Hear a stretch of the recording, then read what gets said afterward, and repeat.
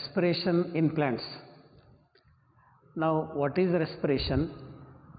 Types of respiration we will be studying in this chapter. Now, after photosynthesis, for respiration is also one of the important physiological process. Now, in photosynthesis, what we have studied about the light reaction, dark reaction, and during the light reaction, ATP formation takes place. Now, related to photosynthesis and respiration, there is one aspect which we had to study in photosynthesis. That is how the formation of ATP takes place. Now, in the cyclic and non-cyclic, we mentioned that ADP combines with inorganic phosphate to form ATP. That is phosphorylation, formation of ATP. But how actually it takes place? That is the question here. So here the formation of ATP also takes place in respiration. It also takes place in photosynthesis. But however, there are different theories which explain about the formation of ATP. So they propose their own ideas. But there is one hypothesis which we are studying where how the ATP, which explains about the formation of ATP in the chloroplast and also in the mitochondria. So this respiration takes place in the mitochondria, photosynthesis takes place in the chloroplast, ATP formation takes place in the chloroplast and also in the mitochondria. So how it is formed? So I said there are different theories which explain about the formation of ATP. Similarly, here the formation of ATP has been explained by one hypothesis which is called as Chemi osmotic hypothesis. Now this Chemi osmotic hypothesis explains the formation of ATP in the cells or in the chloroplast. So the Chemi osmotic hypothesis which is actually proposed by Mitchell in the year 1961. So he explains about how the formation of ATP takes place. Now in the taking the chloroplast, but however we study this in photosynthesis, but actually it takes place both in during photosynthesis and respiration. So this part which is concerned to both, which we had left in the photosynthesis. So what it explains, just in brief I will explain here. Now suppose this is the chloroplast which is made up of the thylakoids. These are the thylakoids which are present. These are the grana. So this is the thylakoid. So this is the stroma. So the Chemi osmotic hypothesis proposed by Peter Mitchell in the year 1961 explains about how ATP is formed in the chloroplasts and also mitochondria. Now chemiosmosis is a process which requires the various aspects. So it requires actually a membrane which is present here. So this is the membrane, these are all membranes, and it requires a proton pump, hydrogen ions, proton pump, and it requires the proton gradient, and also it requires an enzyme called as ATPase. So ATPase is the enzyme. Proton pump is the one which is required. Now during photolysis, we have seen water splits into protons and hydroxyl ions. So protons are present in the thylakoids. Photolysis takes place in the thylakoids. So here in the thylakoids there is accumulation of the hydrogen ions. So there is high concentration of hydrogen ions here. Now these hydrogen ions which are accumulated, they are removed. They are allowed to cross across the thylakoid membrane into the stroma. So the hydrogen ions are present in the lumen of the thylakoid, in the cavity of the thylakoid. This is the cavity of the thylakoid.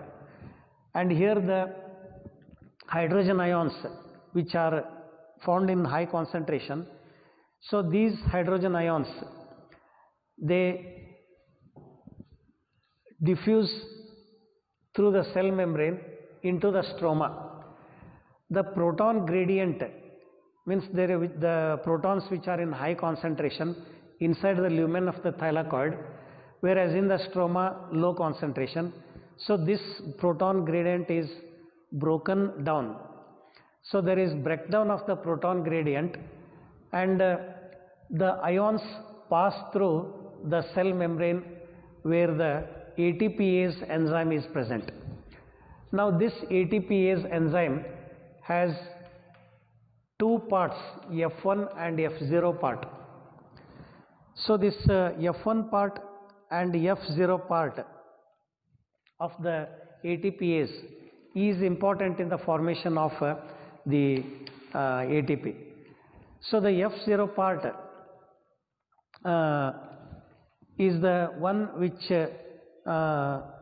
forms the transmembrane channel that carries out the facilitated diffusion of the protons across the membrane. So the protons, they pass through the transmembrane channel, and that transmembrane channel is formed by the F0 part of the ATPase. So the protons pass through the F0 part of the ATPase enzyme, and that F0 part forms the transmembrane channel and carries out the protons by facilitated diffusion. So facilitated diffusion is a diffusion which is brought about by facility, and that is how the proton gradient is there is breakdown of the proton gradient. So the protons will pass across the membrane, and the breakdown of the gradient provides enough energy, sufficient energy is provided by this breakdown, and this causes a conformational change in the F1 part of the ATPase. So due to the movement of the ions, breakdown of the proton gradient, there is a kind of energy produced, or it supplies or it provides enough energy, and that enough energy results in the conformational change of the F1 part of the ATPase, which is present in the outer thylakoid membrane.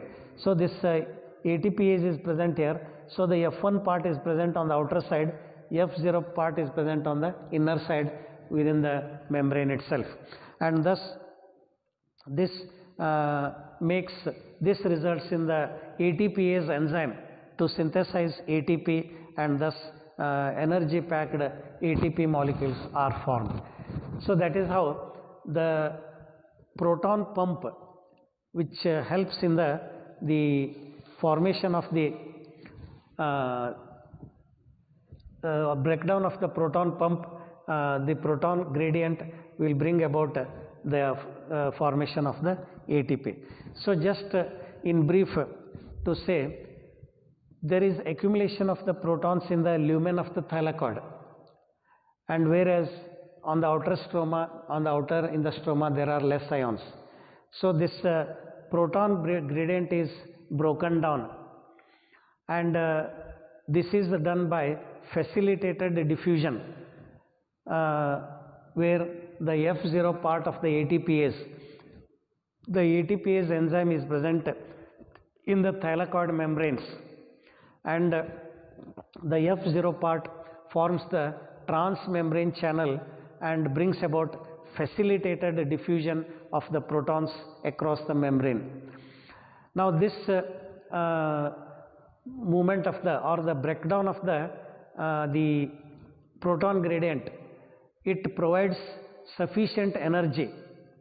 It releases sufficient energy such that there is conformational change in the F1 part of the ATPase. That F1 part is present on the outward thylakoid membrane. So that is how, when the conformational change takes place in the F1 part, so this results in the formation of the energy packed ATP molecules in that region. So that is how ATP is formed.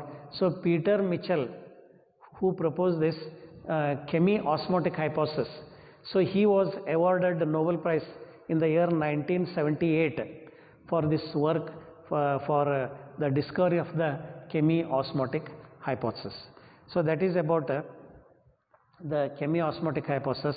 So Chemi osmotic hypothesis is actually related to the formation of ATP, but as per the syllabus it is included in the photosynthesis.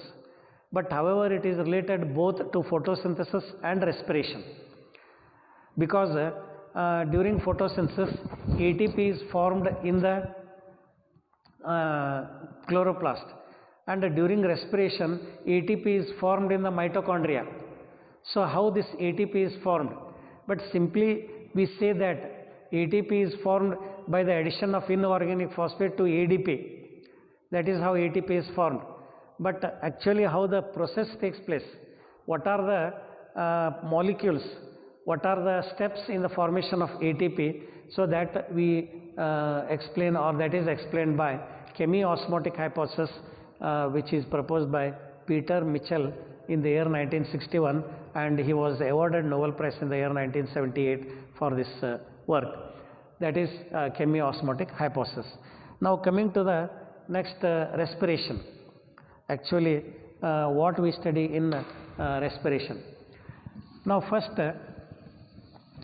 what is respiration? Generally what we say. So respiration is a physiological process where there is exchange of gases. So we respire means we take oxygen, give out carbon dioxide. So this exchange of the gases, taking in oxygen, giving carbon dioxide, is respiration. So this respiration takes place in all living organisms. So this respiration occurs in all living organisms. There is exchange of gases.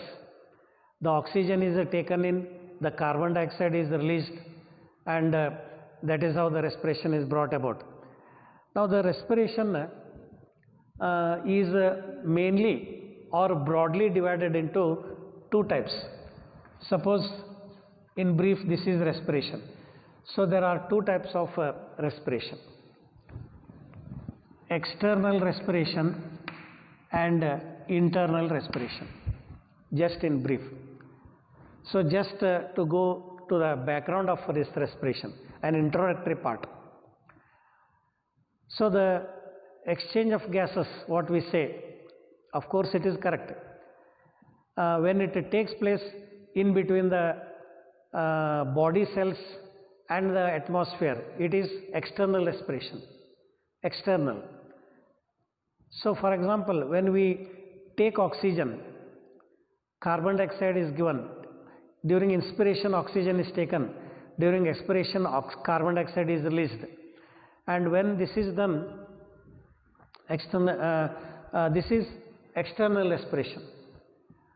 Now when oxygen enters inside the body, it will reach the cells, and it will enter into the cell and inside the cell the oxygen is used for another process there. So there inside the cell oxygen is used for oxidation of the food molecules. So oxidation of the food molecule takes place and carbon dioxide and energy is produced, and that carbon dioxide is given back from the cell. So where the oxygen is utilized for the oxidation of the food molecule to release energy and CO2, it is called as internal respiration, because it takes place inside the cells. As this oxygen is used and carbon dioxide is released inside the cells, hence it is called as internal respiration. So this internal respiration, as it takes place inside the cells, so hence it is also called as cellular respiration. As it takes place inside, it is internal respiration, cellular respiration. So this respiration takes place in all living cells.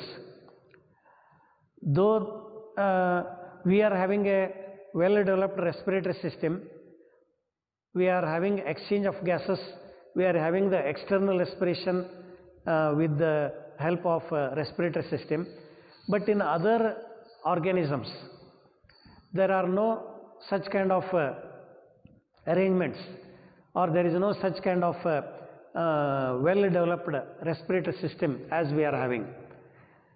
So there what happens actually, the cell, the oxygen directly diffuses into the cells. But here in our body, it is not that case. The oxygen has to enter into the lungs. The oxygen has to be entered, to be taken through the respiratory system. It has to enter the lungs, and then from the lungs it is carried to the tissues and cells where it will enter inside. So till the lungs, whatever the movement takes place, it is external respiration. Now after the lungs, the oxygen will enter into the cell and there carbon dioxide is released. So the oxygen is used in the oxidation of the food molecule, and thus it is called as internal respiration. But in other organisms, there is no external respiration as we are having. There is a directly internal respiration. The oxygen directly enter into the cells. For example, in plants. So plants also respire. All living organisms respire, irrespective of plants and animals. They require oxygen for the production of their energy. So in plants, there is no such kind of respiratory system as we are having. So there the oxygen will enter directly into the cells. It will directly diffuse into the cells, and there it will be used by the cell itself. That means only internal respiration takes place in the plants, not external respiration. So internal respiration is common to all organisms. All living cells, they conduct internal respiration. External respiration may be present or may not be. If there is well developed respiratory system, they are having external respiration. So we will be studying external respiration in the human physiology in the next unit. That is, we are studying plant physiology. So in human physiology, you will be studying digestion, respiration, excretion, circulation, and even nervous system and all that. So that is external respiration, which takes place where the gaseous exchange takes place between body cells and between the body and the external environment. But when the oxygen enters into the cell, inside the cell, what actually changes occur, what actually the events occur, it includes the internal respiration. Followed. That is the internal respiration. So here in this chapter we are studying internal respiration, cellular respiration, where the title is given as respiration in plants. So this cellular respiration, how it takes place, we shall see. Now this internal respiration is again further divided into two types. So aerobic respiration and anaerobic respiration. These are the two types of respiration: aerobic respiration and anaerobic respiration. So aerobic respiration takes place in the presence of oxygen. When respiration takes place in the presence of oxygen, when the oxidation takes place in the presence of oxygen, it is anaerobic. But when oxygen is not required, without oxygen, respiration takes place. So oxidation takes place. That is anaerobic respiration. So this is the main difference between aerobic and anaerobic. Anaerobic respiration is also called as fermentation.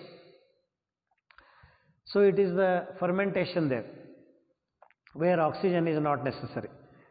Now in aerobic, oxygen is necessary. Now in the aerobic respiration, oxygen is used. In the anaerobic, oxygen is not used. Now in aerobic, it takes place in all higher organisms. So in all higher organisms, this aerobic respiration takes place. Now this anaerobic takes place only in some microbes, not all microbes, microorganisms. So in only some microbes the anaerobic respiration takes place. In all higher organisms, aerobic respiration takes place. This is also another difference. Then in aerobic respiration, here the food molecule which is oxidized, it is completely oxidized. That is important. So in cellular respiration, food is oxidized, food molecules are oxidized. So in aerobic, there is complete oxidation of the food molecule. But in anaerobic, there is incomplete oxidation. So oxidation is incomplete. There is oxidation, but incomplete oxidation. So in both we are having oxidation, complete oxidation, incomplete oxidation. That is the difference. And here in aerobic, large amount of energy is produced in the aerobic. But in case of we find only little amount of energy. So in aerobic, little amount of energy is produced. So in anaerobic, in aerobic, large amount of energy. So in cellular respiration, by oxidation, energy is produced, CO2 is released. But in aerobic, the energy production is large. But in anaerobic, the energy production is little amount of energy is produced. Then in aerobic, here the end products are CO2 and water. But here the end products are ethyl alcohol and lactic acid. So in the aerobic respiration, end products are CO2 and water and energy. But in anaerobic, the end products are ethyl alcohol and lactic acid plus little amount of energy. So these are the differences between aerobic and anaerobic. So whenever a food molecule is oxidized, in aerobic oxygen is used, and that food molecule is completely oxidized, producing large amount of energy. But in anaerobic, the food molecule is oxidized without the use of oxygen, where the oxidation takes place incompletely, and the end products may be alcohol or lactic acid. That is the respiration or the types of respiration. Now coming to the next aspect of the respiration, now we shall study about the aerobic respiration. Now what is this aerobic respiration? Now suppose the aerobic respiration takes place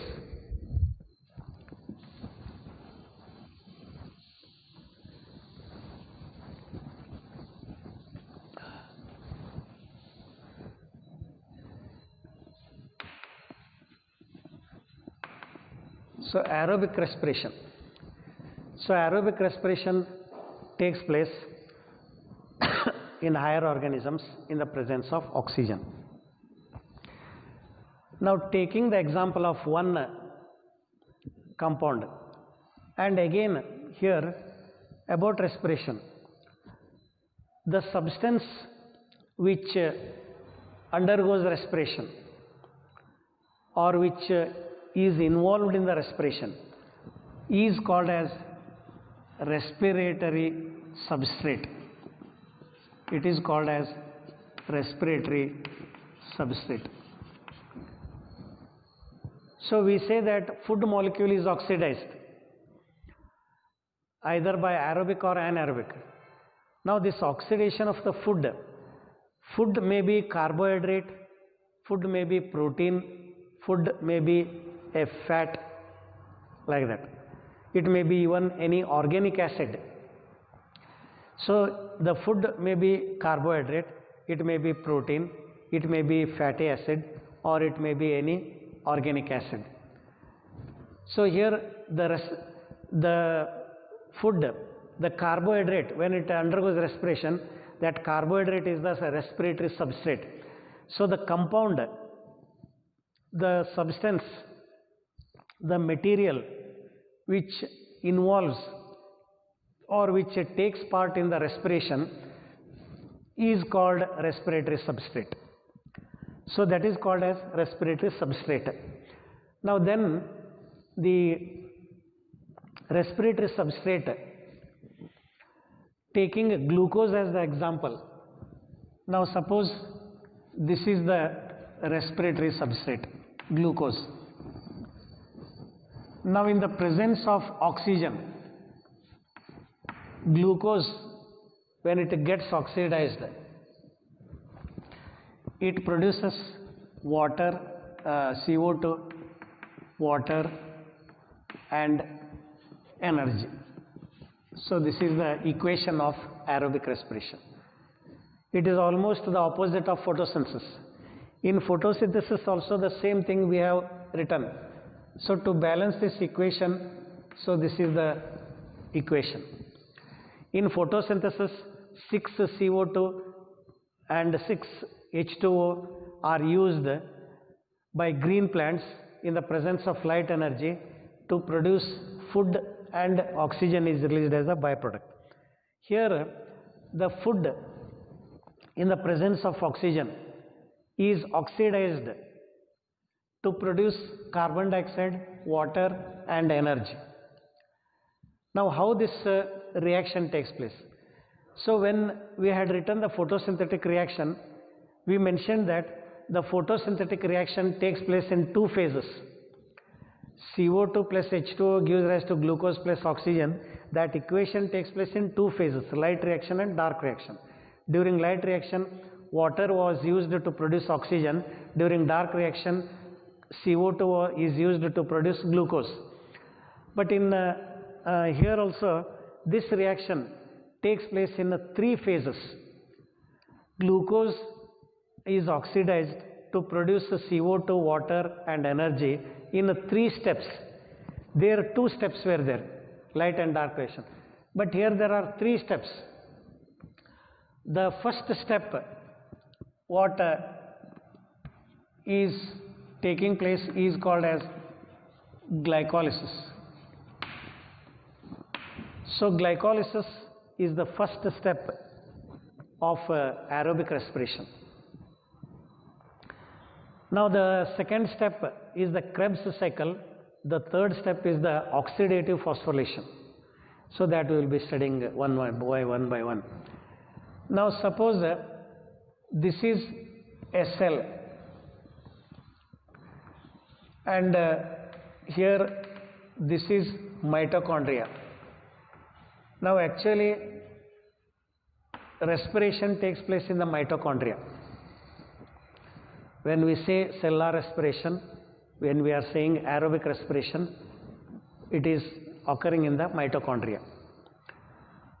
Now aerobic respiration takes place in 3 steps. So there are 3 steps in aerobic respiration. This is the first step, glycolysis. Now glycolysis is the first step.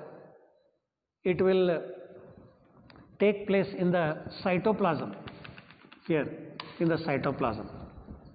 The second and third steps takes place in the mitochondria. So aerobic respiration takes place in 3 steps. First step cytoplasm, second and third steps in the mitochondria. So in photosynthesis also we had mentioned photosynthesis takes place in the chloroplast, we say. But in the photosynthesis, light reaction and dark reaction. Light reaction takes place in the grana, thylakoids of the grana, where PS1, PS2 are present. Dark reaction takes place in the stroma.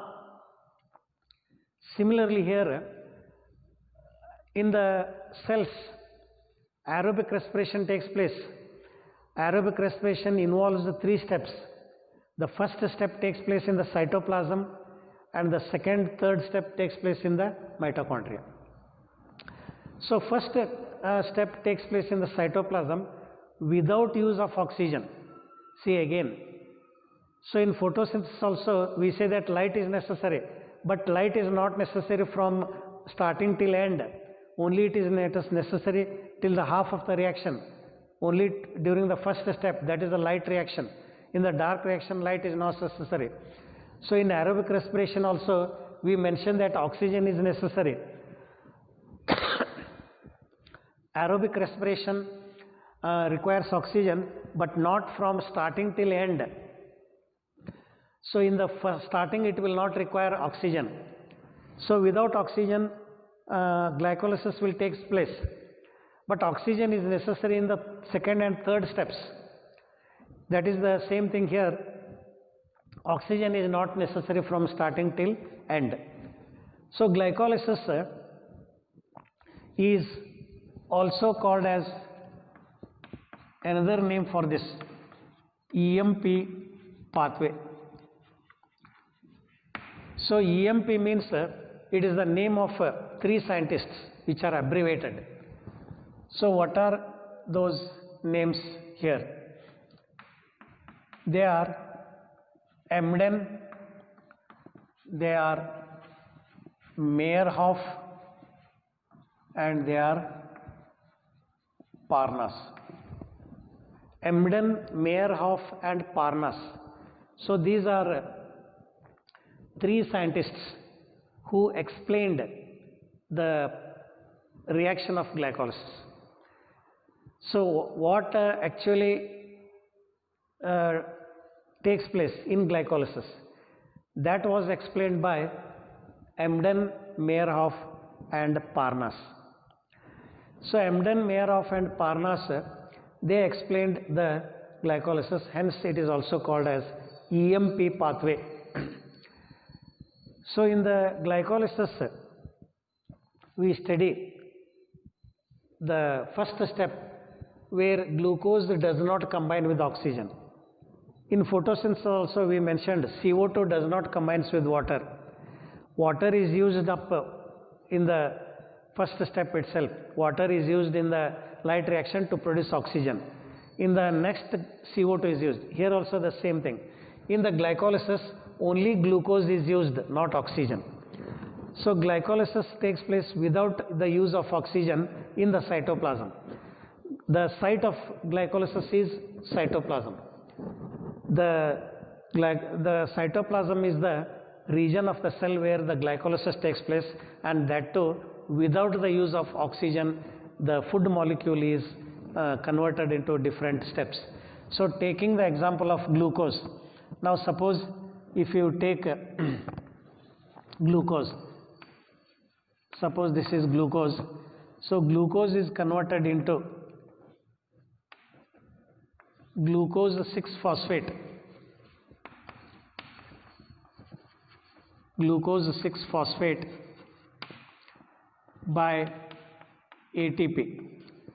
So ATP is used, that takes place here. So here suppose this is glucose, by taking the example like this. So this is glucose, 6-carbon compound, hexose sugar. So ATP will donate its phosphate to the glucose. ATP will donate, so that phosphate attaches to the 6th carbon. Hence it is called as glucose 6-phosphate.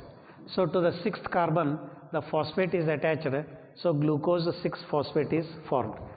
And then this glucose is converted into fructose 6-phosphate. So fructose 6-phosphate is formed, and this process is called as isomerization. So glucose is converted into its isomer, fructose. There is no addition of any molecule, no loss or release of any molecule. Glucose is converted into fructose, where there is just the rearrangement of the atoms in the molecule, H, OH and all that. So there is the reorientation of the molecules. So glucose is converted into its isomer, fructose 6-phosphate. Now to this fructose 6-phosphate, another ATP is added to form fructose 1,6-biphosphate. So already one phosphate is there to the 6th carbon. To the 1st carbon another phosphate will be added here. So fructose 1,6-biphosphate is formed. Now this fructose 1,6-biphosphate is split. That means there is cleavage, splitting, just like in the dark reaction, the RuBP, when it combined with the CO2 to form 6-carbon compound, that 6-carbon compound will split to form 2-PGA. Similarly, here also the compound will split like this. Fructose 1,6-biphosphate will split into 2 compounds. So those 2 compounds are actually called as triose phosphates. So triose phosphate is formed. So this triose phosphate is actually glyceraldehyde 3-phosphate, or sometimes it is also called as phosphoglyceraldehyde. So it may convert into its isomer like dihydroxyacetone phosphate.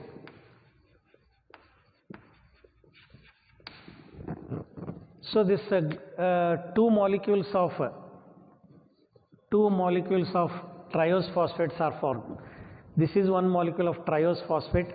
This is a triose phosphate, 3-carbon compound. So glyceraldehyde 3-phosphate is formed, and it may convert into its isomer DHAP, dihydroxyacetone phosphate, which is again reconverted into glyceraldehyde 3-phosphate. Now in the next step, what happens? This glyceraldehyde 3-phosphate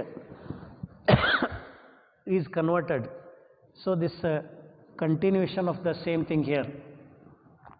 So this glyceraldehyde 6-phosphate, 2 molecules are there. So there is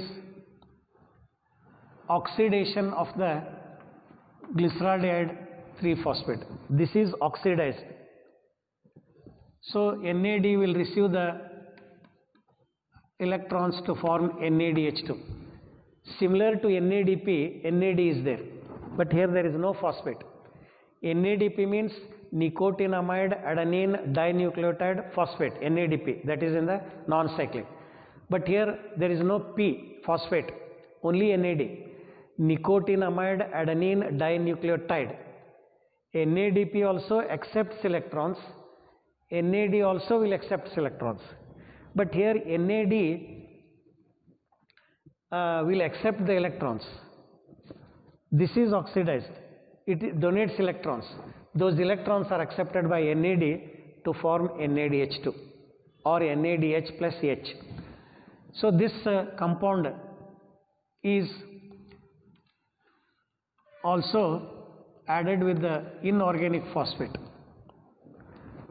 So this is a triose biphosphate it is, because there are two phosphates. Already there is one phosphate here, so one more phosphate will attach to this region and to this region. Triose biphosphate. So this triose biphosphate is formed from acetaldehyde.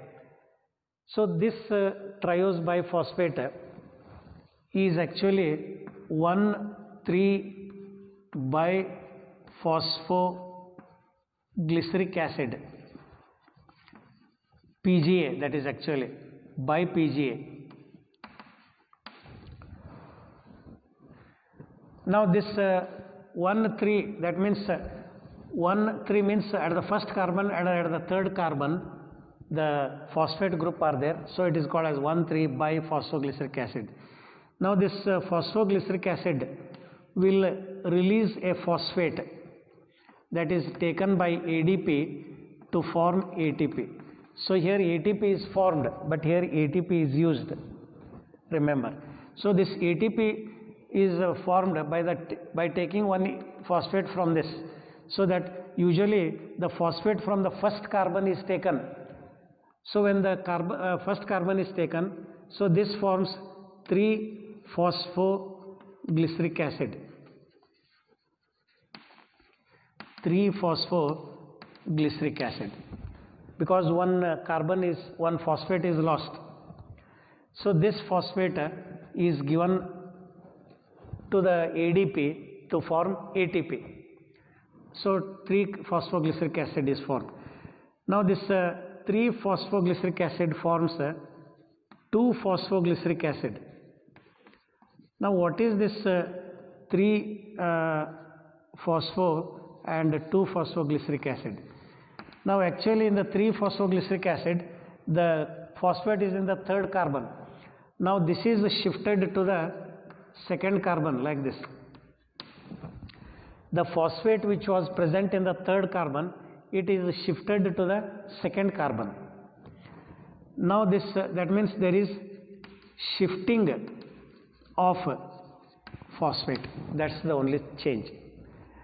Now this 2-phosphoglyceric acid will undergo hydration, removal of water. Water molecule is removed from this compound. So from 2-phosphoglyceric acid, water is removed, and that compound which is formed is phosphoenol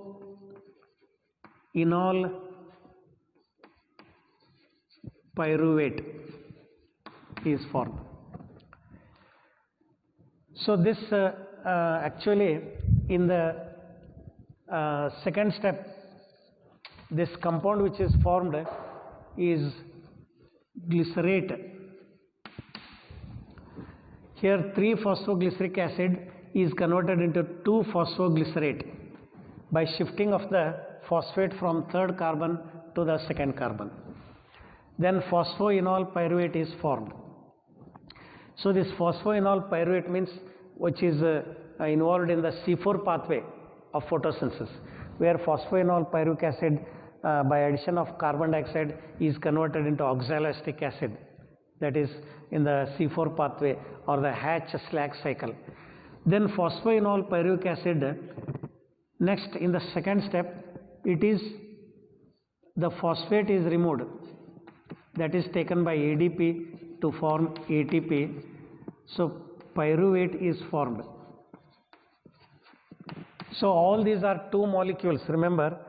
So two molecules of glyceraldehyde phosphate forms two molecules of this, and then two molecules of this, then two molecules of this, then two molecules of phosphoenol pyruvic acid, two molecules of pyruvate are formed in the glycolysis. So that is the steps of glycolysis.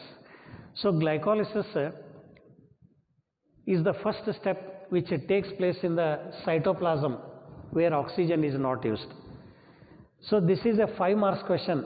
Just if you write this schematic representation, it is referred as. Now whatever it is written here, this is referred as schematic representation of glycolysis. So if there is a question, write the schematic representation of glycolysis. No need of writing in the form of sentence. Just if you write, means the same thing you have to write continuously in the page. So because of this not available of space, so half of them I have written here, the remaining half I have written here. So this is continued from here only, followed. So glucose is converted into different compounds to form a pyruvate. So during glycolysis, glucose is converted into pyruvate, two molecules of pyruvate. Pyruvate is a 3-carbon compound. So this glucose is a 6-carbon compound. This is a 6-carbon compound. This is a 6-carbon compound. This is a 6-carbon compound. This is a 3-carbon compound. This is also a 3-carbon compound. This is also 3-carbon. This is also 3-carbon. This is also 3-carbon compound. So this is also 3-carbon compound. So like this 6-carbon compound glucose forms 2 molecules of 3-carbon compounds. Then glycolysis is also called as EMP pathway, Embden, Meyerhoff and Parnas pathway. So already I mentioned it takes place in the cytoplasm without the use of oxygen. So just to remind here again, so glucose is converted into glucose 6-phosphate by addition of phosphate to the 6th carbon. Suppose this is the glucose 6-carbon compound. So this glucose is added with phosphate. That phosphate is donated by ATP. So when ATP donates its phosphate, it forms ADP, and glucose is converted into glucose 6-phosphate. Next, glucose undergoes isomerization. So glucose is converted into its isomer fructose. So fructose 6-phosphate is formed. Now to this fructose 6-phosphate, another phosphate is added that is donated by ATP. There ATP is converted into ADP, so that phosphate is attached to the first carbon. So it is attached to the first carbon like this. Thus it forms a fructose 1,6-biphosphate. Fructose 1,6-biphosphate. One phosphate at the first carbon, another phosphate at the 6th carbon. Then fructose 1,6-biphosphate undergoes cleavage. It splits in the center to form 2 molecules of 3-carbon compounds. They are called as the triose phosphates. Triose means 3-carbon sugar, 3-carbon compound. So that is a triose containing 1 phosphate each. So that is formed glyceraldehyde 3-phosphate, which may convert into its isomer DHAP, dihydroxyacetone phosphate, which is again reconverted into glyceraldehyde 3-phosphate. That means 2 molecules of glyceraldehyde 3-phosphate is formed. Now when glyceraldehyde 3-phosphate is formed, this is glyceraldehyde 3-phosphate, glyceraldehyde 3-phosphate. Now this is these molecules, triose phosphates, they undergo oxidation. That means they donate electrons, and that electrons are accepted by NAD, which is reduced to NADH2. and at the same time there is addition of free phosphate. That phosphate is added to the first carbon and also in the third carbon. So there is one phosphate in the first carbon, another phosphate at the third carbon. So that is why triose biphosphate. So it's a 3 carbon with the 2 phosphates. One phosphate at the first carbon, one phosphate at the third carbon. So that is biphosphoglyceric acid is formed. Now this biphosphoglyceric acid, which donates one phosphate, usually the first phosphate is donated, it is given. That phosphate is taken by ADP to form ATP. Of course it is donated with energy, because ADP will take that phosphate with energy to form ATP. So when the first carbon is gives out its phosphate, only the phosphate remains at the third carbon. That is why it is called as 3-phosphoglyceric acid. So this 3-phosphoglyceric acid is converted into 2-phosphoglycerate. The phosphate at the third carbon is shifted to the second carbon. So this phosphate is now shifted to the second carbon. That is why it is called as 2-phosphoglycerate. That is at the second carbon that phosphate is present. Phosphoglycerate it is formed. Now this phosphoglycerate, 2 molecules are there. It undergoes hydration. That means releasing of water molecule. It releases a water molecule and the compound formed is phosphoenol pyruvate. Phosphate is present there as usual. So it forms a phosphoenol pyruvate. So this phosphoenol pyruvate will donate its phosphate that is taken by ADP to form ATP. So this ATP is formed and thus the compound formed is pyruvate. So now the phosphate group which was present at the second carbon, it is donated by PEP, that is phosphoenol pyruvate, where the ADP will take that phosphate to form ATP and resulting in the formation of a compound called as pyruvate. So 2 molecules of pyruvate are formed in the cytoplasm. So glucose is converted into pyruvate in the cytoplasm. Now this is where the glycolysis takes place, the EMP pathway. Now the second and the third steps, they take place in the mitochondria. Now that is why this pyruvate will enter into the mitochondria. So the pyruvate will enter into the mitochondria, and in the mitochondria the second and the third reactions takes place of the aerobic reaction. So that second reaction is the Krebs cycle, the third reaction is the oxidative phosphorylation.